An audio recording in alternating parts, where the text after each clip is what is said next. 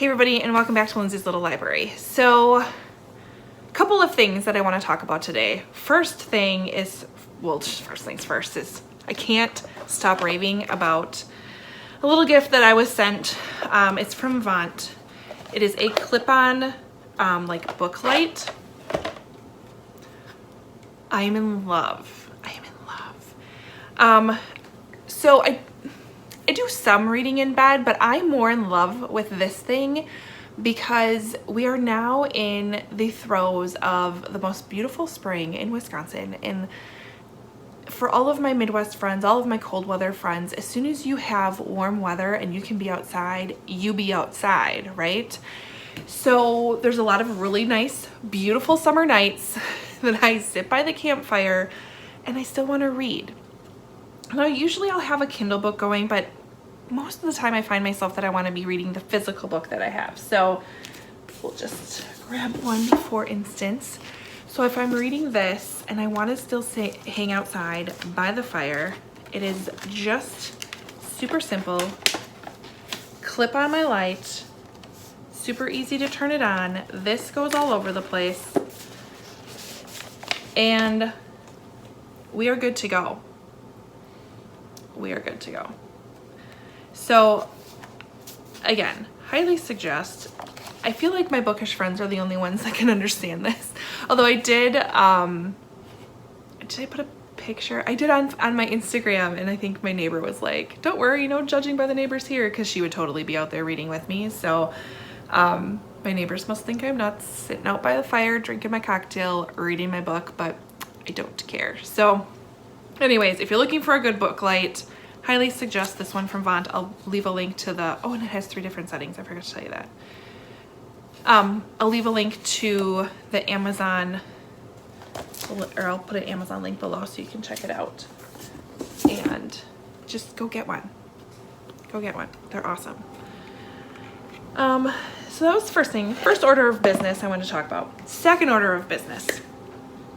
Because great weather, great Wisconsin weather, I'm starting to purge things from the house, getting ready for a little bit of a rummage sale.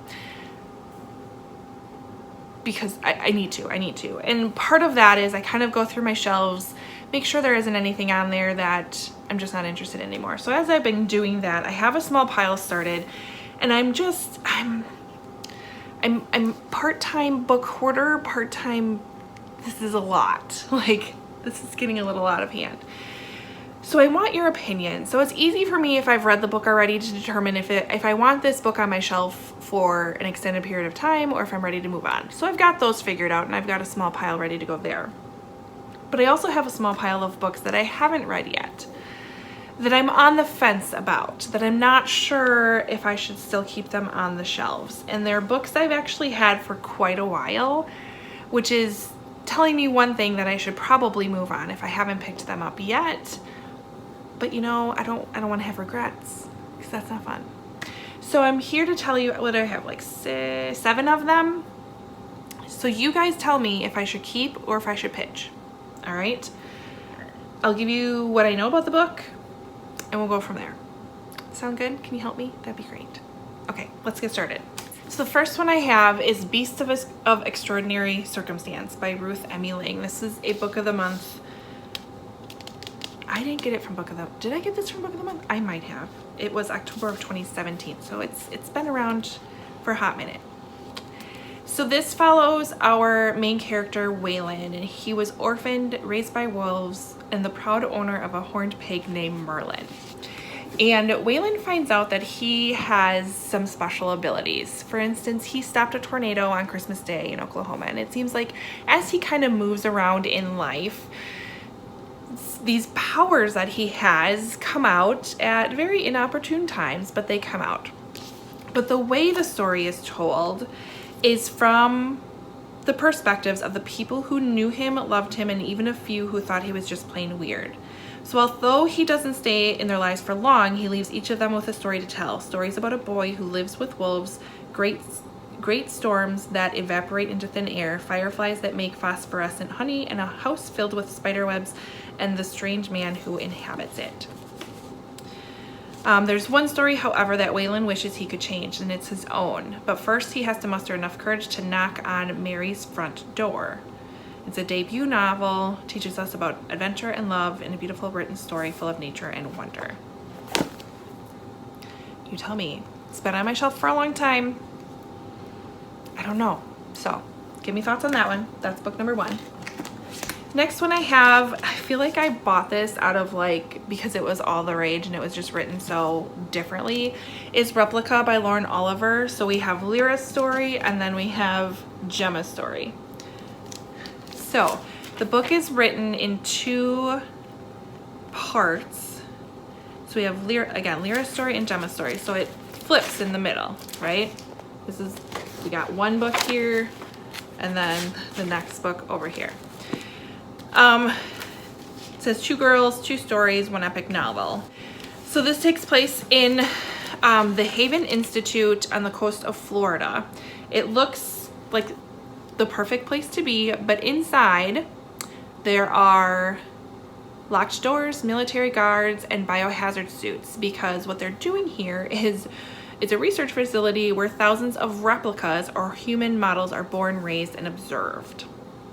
When a surprise attack is launched on Haven, 2 of its youngest experimental subjects, Lyra and the boy known only as 72, manage to escape.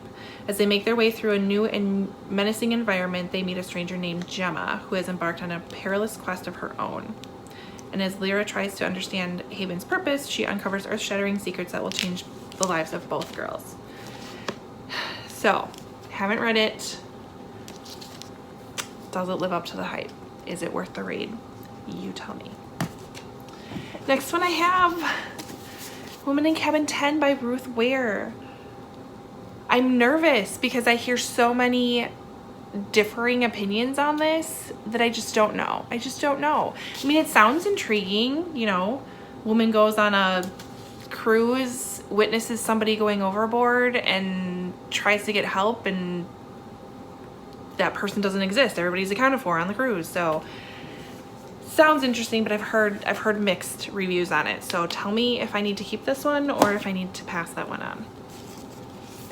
It's like a book of the month theme here. Next one I have is The Mars Room by Rachel Kushner. I know I got this out of a free little library. I did not get this from book of the month. So this one takes place 2003. Romy Hall is at the start of 2 consecutive life sentences at Stanville Women's Correctional Facility, deep inside California Central Valley.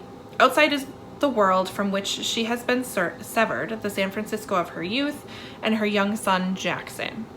Inside is a new reality, thousands of women hustling for the bare essentials needed to survive. The bluffing, the pageantry, and casual acts of violence by guards and prisoners alike, and the deadpan absurdities of institutional living, which Kushner evokes with great humor and precision. So it sounds like it's just a story of Romy in this prison. But I like great humor has me. I want some funny books, so I don't know. You guys tell me. Keep it, toss it, I don't know. Let's stick with our book of the month theme, Liane Moriarty, 9 Perfect Strangers. Again, I love Liane Moriarty. Loved My Husband's Secret. Loved Big Little Lies. Loved What Alice Forgot. Loved. But I haven't heard the best about this. And it's a big book. It's a big book to commit to. It says, could 10 days at a health resort really change you forever? These 9 perfect strangers are about to find out. I don't know. Again, haven't heard the greatest things. You guys know me. Tell me if I need to read it, keep it, move it on. Tell me. All right, next ones I have, I want to say are book outlet purchases from like one of my first book outlet boxes that I ever got. First one's Broken Hearts, Fences, and Other Things to Mend by Katie Finn. I want to say it's YA. It feels YA-ish to me. It says Hot Sun, Blue Waves, New Romances, and Old Secrets. Another Gemma, interesting, had her summer all planned out, but it takes a sharp turn when she gets dumped and finds herself back in the Hamptons after a 5-year absence. Being there puts her at risk of bumping into Hallie, her former best friend. That is before Gemma ruined her life. But people don't hold grudges forever, do they? Gemma intends on making amends, but a small case of mistaken identity causes the people she knew years ago, including Hallie and her dreamy brother Josh, to believe that she's someone else. And she might be that someone else for a little bit. So not sure, sounds summery, gives me summer vibes, but I don't know. It's been on my shelf for a while, so you guys tell me. The last one I have is Little Monsters by Kara Thomas. Sounds interesting. So we have Casey. She's the new girl. She just went to live with her dad, her stepmom, and her new half-sister, something like that. Looking for a more stable life than the ups and downs she had with a very volatile mom that she moved away from. So she starts going to her new school, and she becomes really tight very quickly with a circle of friends, including Bailey and Jade. They do everything and everything together. And so it's really odd when they start acting a little bit reserved from her. And she is not invited to one of the bigger parties that happens that Bailey, I think, puts on, or one of them puts on. It's very odd that she's not invited there. And then Bailey never makes it home from that party. And people are starting to think Casey had something to do with it. And it goes from there. So again, been on my shelves for a long time. Don't know. Keep it, get rid of it. You guys tell me. So those are my 7 books. I need your help. All right, leave me a comment below. Give me a vote. What did you think of it? Is it worth it? Is it not? You guys see what I have behind me. So it's not like I'm desperate for something to read. But tell me, which one? Keep or toss. All right, comment below. I appreciate it. Also check out the link below for that book light.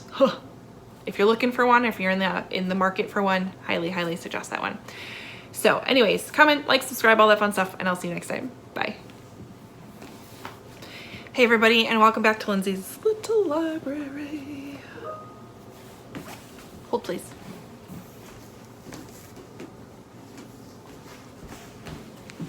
All good.